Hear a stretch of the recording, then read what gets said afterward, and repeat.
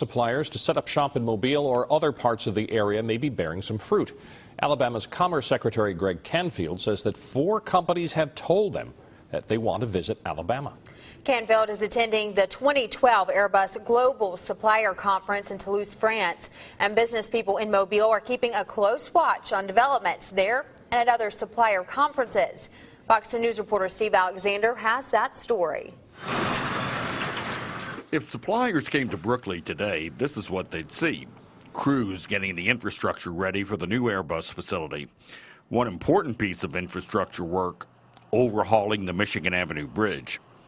Now, right now, the traffic has to detour, but once the Michigan Avenue Bridge is open, there will be a straight shot all the way down South Broad Street to the Airbus megasite.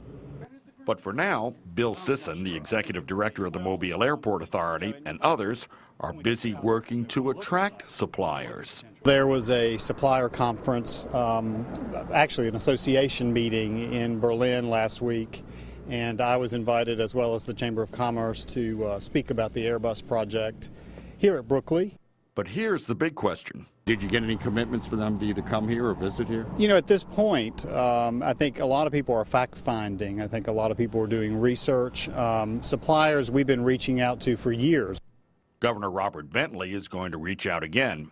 He said during a speech in Point Clear this past weekend he's heading to Germany after Thanksgiving to talk to a group of suppliers. Bringing Airbus to this area was important, but bringing all the supplier companies is even more important because that's what's going to create most of the jobs. So when will suppliers start arriving?